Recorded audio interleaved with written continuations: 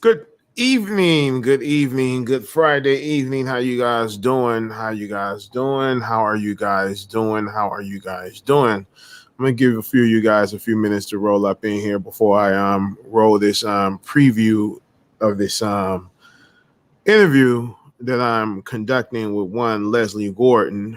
I want you guys to I want you guys to be looking forward to something. What I got for you. I want you guys to basically hear the great content that I have coming. So let's do this, ladies and gentlemen. Let's make it happen. You know what I'm saying? But, I'm gonna give a few people a few minutes to get up in here before we make it happen. So let's do it. And if we don't get nobody up in here, I just end it, and I will save my preview. I won't do a preview. Okay. So let's go there. Let's go here. Let's go. Let's go. Okay. So it's not really enough people. So what are we gonna do here? I think you know what. I'm going to run it anyway, and I'm going to let you guys catch up. Matter of fact, let me hit my Discord and let my Discord know that I'm live real quick on over here. Okay. Uh,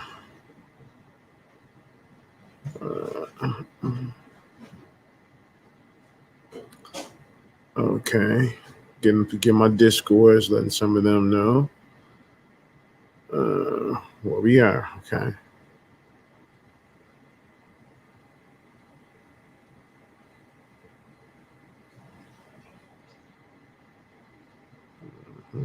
Okay.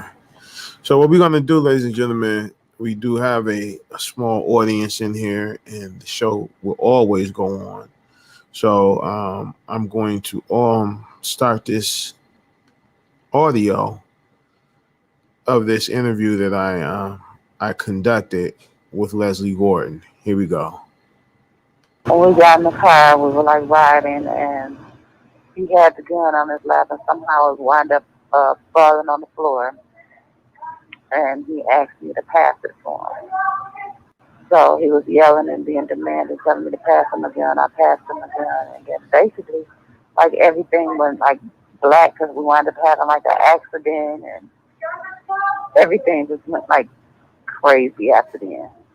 So it was like I don't know, like too much of it. I really don't like really remember for real. Okay. You know. Now, after the crash of the white Corvette, he crashed the white Corvette. Okay. You guys got out and started running. Okay, the police, somehow the state troopers got you guys cornered in, and Mr. Schofield, instead of facing the music like a man, Mr. Schofield took that same gun and blew his own brains out. Did you see that happen? Yes, I did. Okay. And I don't know. I was like in shock about everything at that point. At that point, I was like, I didn't know what was going on. So I didn't know nothing about the law. So I didn't know I was going to be charged with none of this. I didn't know none of it. So I was just sitting there, just in the blank, and just really not understanding or really knowing like what just really, happened for real. Like it took me a minute to like process everything. Like like I knew that what had happened as far as like the crime and all that, but it just took like a minute for me to understand like what's really going on here. It was more so something like out the movies. It was crazy. It was different. It was strange. I'm Okay. gonna say that. Now let me ask you a question. When Mr. Schofield, right before he put the gun up to his head and shot himself, did he say any last words to you or any last words, period, before he did what he did? No, he didn't. So it was just like basically he held the gun up and just put it to his head and just let one go. pretty much. Yeah. Yeah. Okay. So at this time, when the police get there and they witness all of this, see him kill himself, You have 1 minute remaining. did the police immediately rush you away, or did they attend to him to handcuff him while he was already down? They did both. They went to him, and then they came to arrest me. So I did both at the same time. Okay. Okay. You guys heard that, right? You heard that of this is the young lady, her and her then boyfriend. They went on a robbery spree. The robbery spree was early that morning, September the 11th, 2003. They made their way to a beer and wine store in Novi, Michigan, and went in, robbed the clerk. The boyfriend took him to the back cooler, tied him up, and they drove off into the morning sunset. 10 hours later,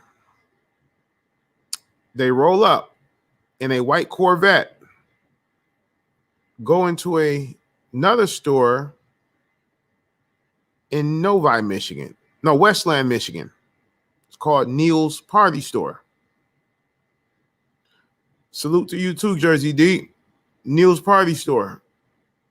There, Mr. Michael Schofield, you can't make this up. Michael Schofield was his name, just like the dude on Prison Break, right?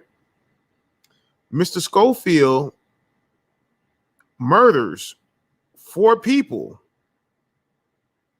in this store and outside in the parking lot, while Miss Gordon was there as the lookout.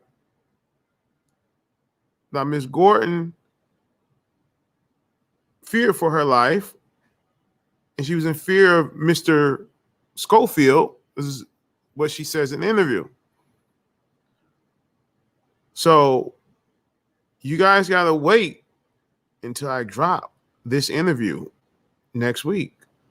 Now, I'm going to drop Hattie Gilbert's interview tomorrow. And after Hattie Gilbert interview is dropped, I'm going to drop either this one right here by Leslie Gordon, or I'm going to drop Camilla Gammett's interview. With the Camilla Gammett interview, I'm waiting on more paperwork to arrive so we can finish her interview. So if the paperwork comes in before the end of Maddie's interview is done, and we get Camilla's all the way done, well, Hattie, that's her name, Hattie Gilbert. If her paperwork is in and the interview is done before Hattie's is up, then I'm going to drop hers. But if not, I will be dropping Leslie Gordon's next week. That's the piece of the interview you just heard now. So in the playback, you guys can go back, watch it, listen to it, and hear what she has to say. And I'm quite sure, it's a shocker. It is a hands down shocker. And I hate to say it, but it is. It's a shocking event for her. But, as you sit back and you listen to this stuff, it's amazing. So, ladies and gentlemen, I'm not going to stay long. I just want to come and give you guys a piece of that. And I'm gone.